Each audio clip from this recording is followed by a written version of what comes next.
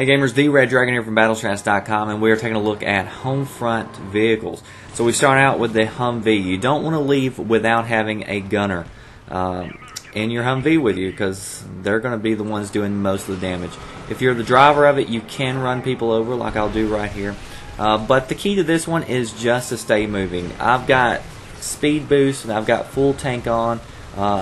I just want the vehicle to move as fast as possible so that it's not a huge target and is not easily rocketed, because you'll see during this clip a couple of people try to rocket me, but because I'm moving so fast, it makes it a lot more difficult for them.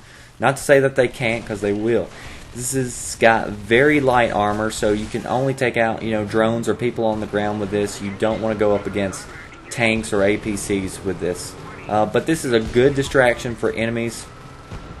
And I've seen some people do really well with the Humvee. I'm not the best driver in the world, as you can see, but I get around. So there's the Humvee for you.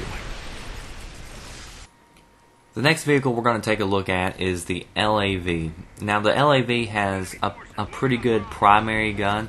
It has some decent splash damage. For instance, I know there was a guy in this church building, so in that tower, so I just aimed at the column there on the tower, and the splash damage was able to get it.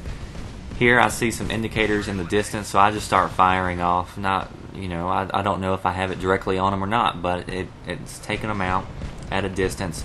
You want to stay, well, at least I do. I like to stay kind of away from a lot of walls. I kind of like to stay out in the open. This lets me see my enemies.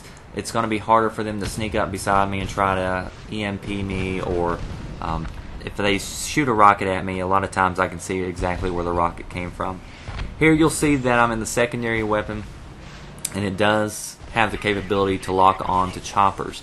It does not lock on to air drones, so unlike the Rhino, if you use that, it will lock on to air drones, but the LAV will only lock on to choppers.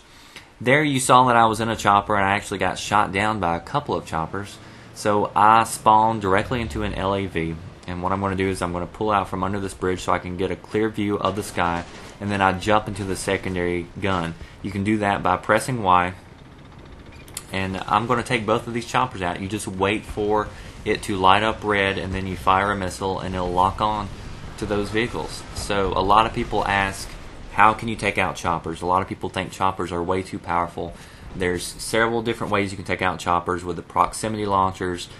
You can take them out with the Rhinos, and definitely with the LAV. Now with the LAV, I usually run big stick. That's going to cause more damage, and I also run with gyro. That's going to allow me to turn my turret a little bit faster, so if I see somebody, I can get over there pretty quickly. But if you see somebody hiding behind a wall, just shoot near the ground, and a lot of times that splash damage will take them out. It's also really effective against Jeeps, although you want to watch out for tanks. Speaking of the tank, it's the next vehicle up. As you would expect, the main cannon is extremely powerful. Again, it has a very large splash damage, so if you just see somebody out running around, or you think you see somebody, or you just want to fire for the heck of it, just fire away, because a lot of times you'll get some kills when you didn't even necessarily mean to. Remember, with all these vehicles, there is no ammo count, so you have unlimited ammo, so just fire away.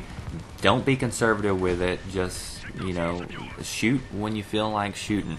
Shoot often. Again, with the tank, it's great with, going up against any type of armor. It's weak against choppers, but it is good against LAVs and Jeeps and other tanks. You want to be sure that you have a gunner in your seat. This is just going to help you, and it's going to make you more lethal because people can watch around you. It's also really good if you have somebody who's driving a Parrot. Now, a lot of people don't think about this, but you can use drones. Have your buddy use a Parrot and hover above you and just mark enemies that are coming up near you, and it's very effective. You can do a lot of damage with this. Here I'm riding with Gremlin. I'm in the secondary. And you'll see him a lot of times kill off people before I can even put him down. He's really good with the tank. In fact, he's written up a really good article on just the tank, so you can check that out. I'll put a link in the description box. It's a really good read.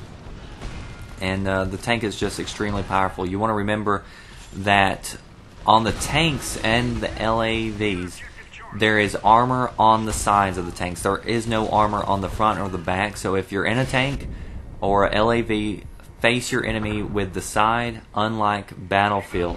And if you're trying to take out a tank or an LAV, hit them in the front or the back if you can. The next vehicle is the Scout Chopper. It only has a machine gun. It has no secondary, and you cannot have a secondary person in your chopper. So this is still a pretty good chopper, though. It's cheaper than the Apache, and it's really fast and quick. And I like to use that quickness to really be stealthy and just sneak around behind enemy units, pick off snipers and such. And then if you hear a lock-on, maybe from a Rhino or something, use the stealth and the speed to sneak back, get behind the billboard buildings. I'm using this mountain as cover right now to keep them from locking on to me. You can do that with the Scout Chopper. And then the final vehicle is the Apache. I didn't spend a whole lot of time on the Scout because if you learn how to fly the Apache, you're going to know how to fly the Scout. So I'd rather spend more time on the Apache. It's the most expensive vehicle, and there's a reason why. This thing is deadly. In the right hands, you can do a lot of damage with this. A lot of times I'll sit here and I'll just fire on bases that I know that the enemy's on. Here I see rockets are coming in. I shoot my flares. You do that by pressing A on the Xbox. The Scout also has flares. Now I knew that they came over here, so what I did was I ducked behind the mountain so they couldn't get a lock on me. I see them firing at this other chopper, so I'm going to jump over here, rise up, and take them out. The priorities for the chopper should be this. Take out any rhinos and any other enemy choppers in the air. If you keep rhinos off the ground and choppers out of the air, you're probably in for a really good run with the Apache. Again, it has unlimited rockets. You can shoot a barrage, and they load up pretty quickly. I think I'm using the faster reload ability, which makes it really handy. I can fire off so many rockets. You can rack up a ton of kills. So if somebody's doing this to you, here we go again. Another rhino's on the ground. I'm going to put my attention on that to take that out first, and then go back to trying to defend B and try to kill off all these people on here. But if somebody's doing really good on the Apache, the best way to take them out is with that rhino. And a lot of people won't think to duck behind cover like this, but I'm right here. I'm trying to let my missile defense heal back up or raise back up. I don't think I had enough in it because I shot one out and it didn't stop that one. But again, I was able to take out that drone. You'll see that I do have monkey wrench ability on, so I am being repaired. The way that works is after you get so low, your vehicle will be repaired up until yellow status, so it doesn't heal it all the way back up. So it does keep it still damaged, which is okay because this thing is, it can be difficult to take out if you've got somebody who's a really good pilot. Just remember, if you're being fired upon or if you're being repaired right here, I just sneak behind here. I just chill out for a little bit, let it heal back up. Again, we've got a chopper out. You see that it does lock on 2 targets in the primary gun. You want to be sure that you take that out first. If they were to fire at me, I can defend those missiles by shooting out my flares, or I can duck behind this mountain again, and hopefully the missiles would hit the mountain instead of me. So just try to gauge where exactly those missiles are coming in from. But a lot of times, if I see enemies, taking a base that's out in the middle, especially like right here, B and A are. C's kind of hard to get. But I'll just rise up and shoot missile barrages out on those bases. A lot of times you can clear that off and hold those. The Apache is definitely my favorite vehicle in the game because you can do so much damage with it. It's fun to get, but it is expensive. So if it's a really fast game, a lot of times you don't have fun to really enjoy it. This one actually lasted a while. We went back and forth. I think I went like 28-3 on this match just using the Apache.